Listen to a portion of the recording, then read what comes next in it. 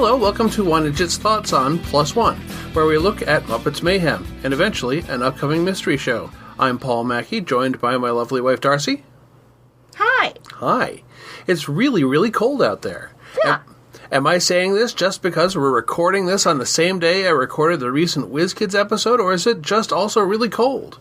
Honestly, either answer could be true, so I'll let you decide which one is likeliest. It's cold, man. So we're going to look at Muppets Mayhem, Track 5, Break On Through. Brief summary. Nora checks on the progress, and they have a lot of song fragments.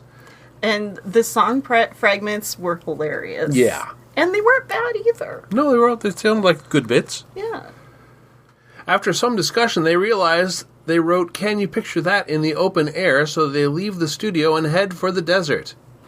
And then, do you remember the desert sequence from the Muppet movie and how magical it was? No.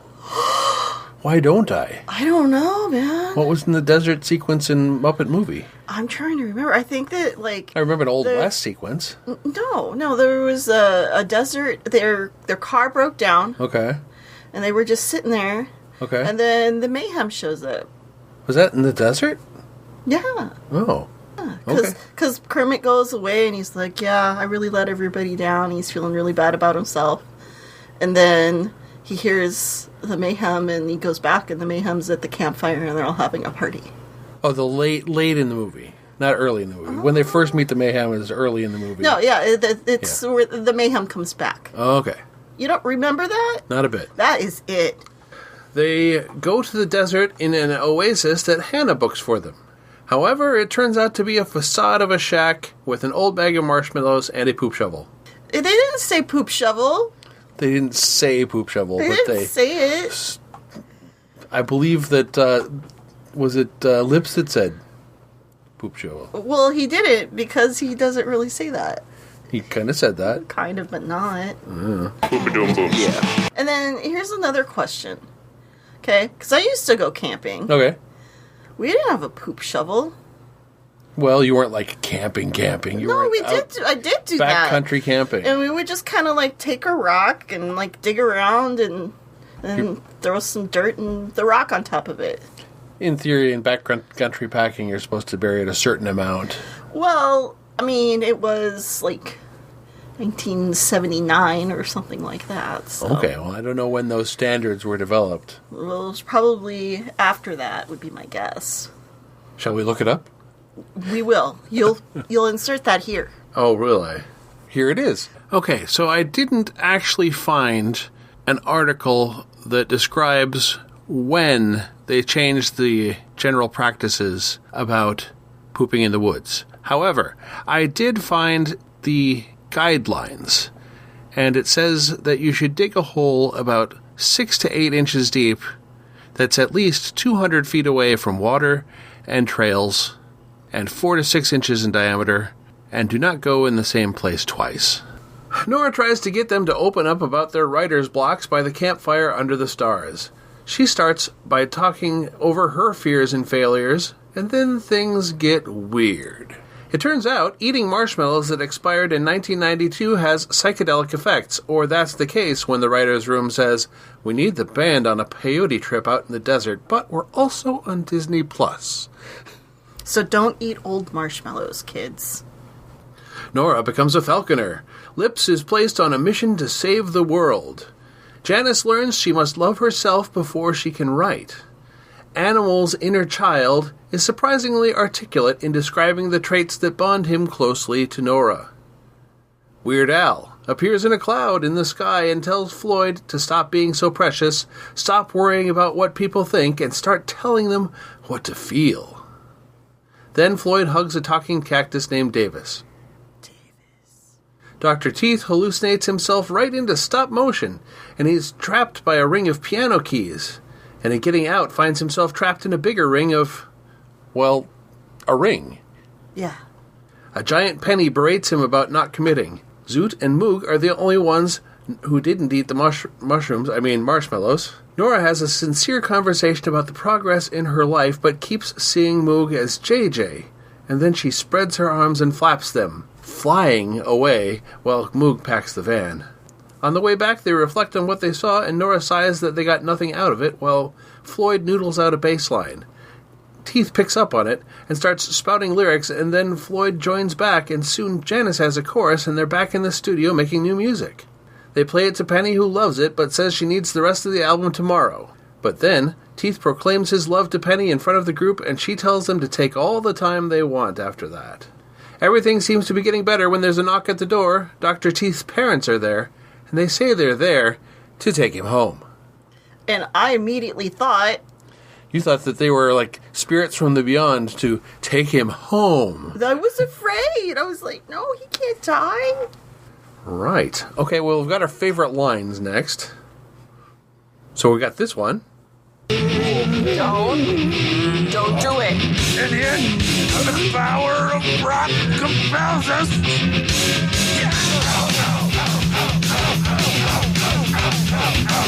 And then we also have this one. You're singing it, not marrying it. Well, then at least let us move in together, cohabitate, see if we gel, then buy a golden doodle, put it in a little stroller, then name it something cute like Puddin' or Pickles.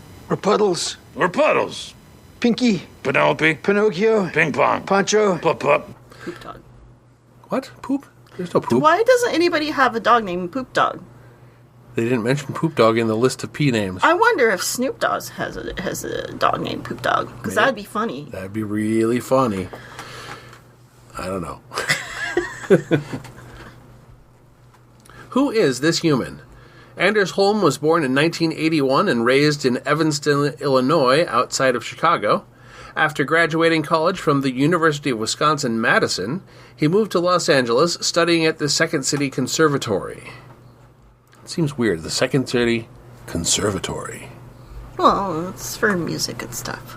Well, it's for Second City. I think of Second City as being not serious and conservatory being serious. Well, you know, you get what you get. He had a few smaller individual roles, but when he and three friends formed the mail-order comedy troupe, they found bigger success, creating and starring in the Workaholics series. He appeared in 12 episodes of The Mindy Project over its run. He was in the main cast of the Champions series on NBC and Inventing Anna on Netflix. He was cast in several Seth Rogen projects, including The Interview, Neighbors, and Sausage Party. Rogen, in turn, helped produce Holm's Game Over Man at Netflix.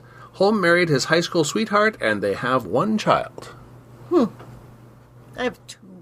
And then nowhere in there did I say that he plays JJ, but he plays JJ. I caught that. Oh, good. History of this Muppet. Today we're looking at Zoot. As we are now accustomed to hearing about members of the Mayhem, Zoot was created in 1975 for the original Muppets Sex and Violence TV pilot.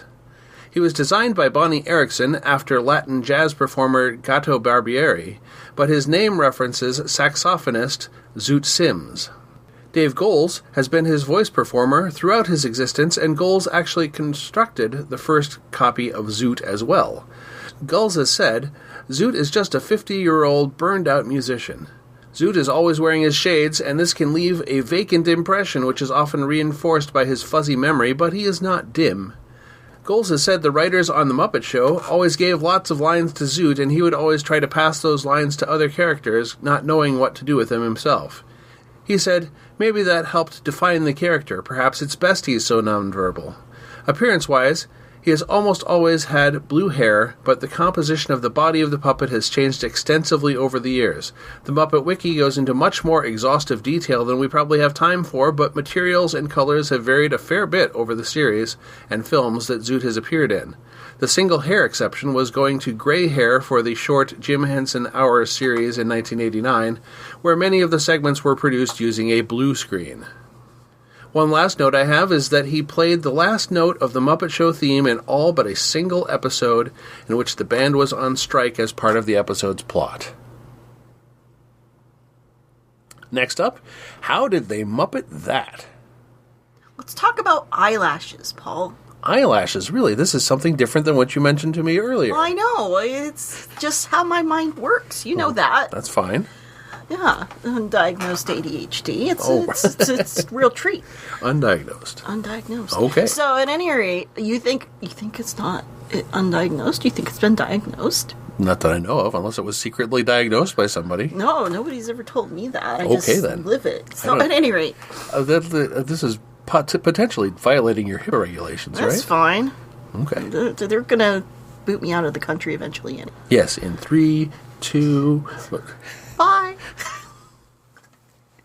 Any rate. Eyelashes. So, I mean, you don't think about that being such a pivotal part of the face, but for the Muppets, most of them it is. I'm sure if you photoshopped off everybody's eyelashes, people would look really weird. They would. And more so for a character where the face is pronounced and exaggerated. Yeah, like, Janice's eyelashes, for instance. Now, I would imagine, I haven't seen a big puppet of Janice, but it's pretty obvious to me that her eyelashes originally were like human eyelashes and they just weren't working. So they harvested someone's eyelashes? No, like the fake ones we put on. Oh, okay. That those girls wear that right. I don't wear. Okay. They put it on with like magnetic eyeliner or okay, whatever. Yes. I don't know. Okay. I've not really been part of that. So at any rate, what I think that they have done for her eyelashes here is it looks really much like a broom bristle curled. Okay.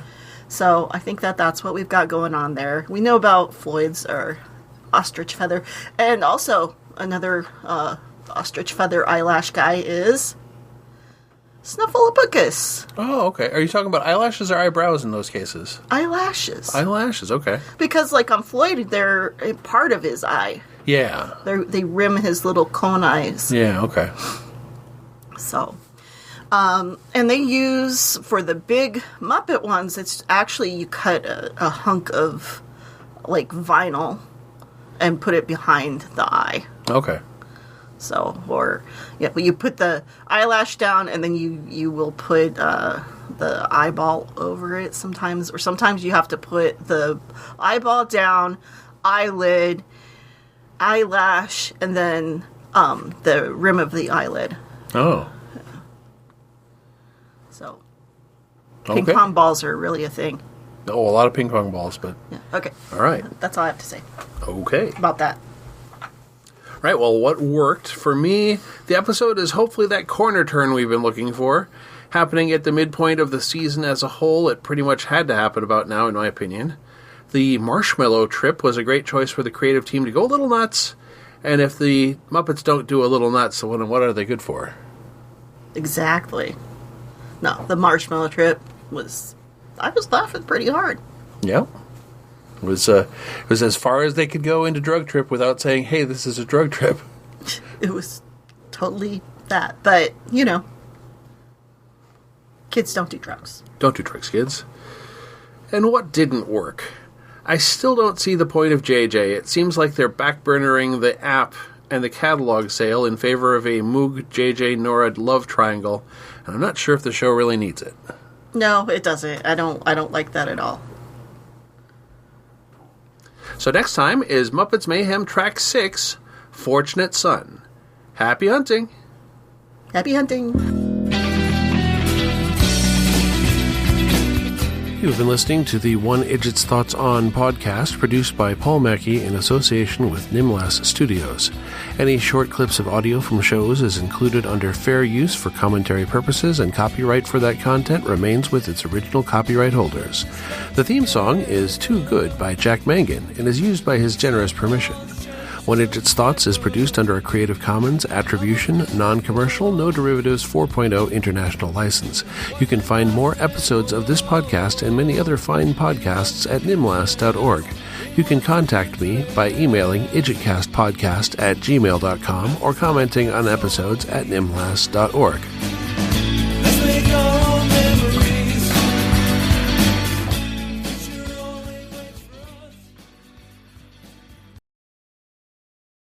Oh, and also they have a variation on a popular phrase. Leaves of 3, not for TP.